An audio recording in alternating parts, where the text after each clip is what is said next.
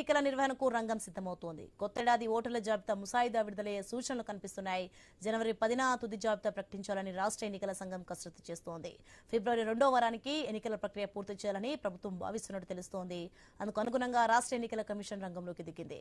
Greater Hyderabad municipal corporation, మరో 4 మున్సిపాలిటీలు, కార్పొరేషన్లు మినహా రాష్ట్రంలోని మిగతా అన్ని పాలక వర్గాలకు జనవరిలో గడువు ముగిసింది.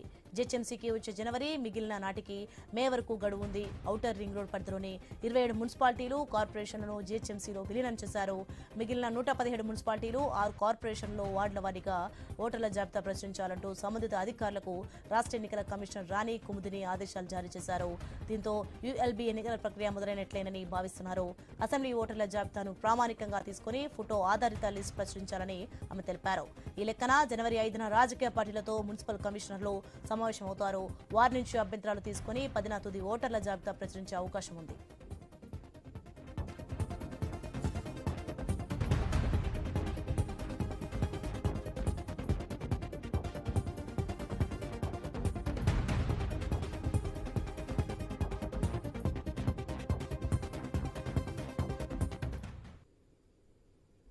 అన్నం పెట్టే రైతుకు కూటమి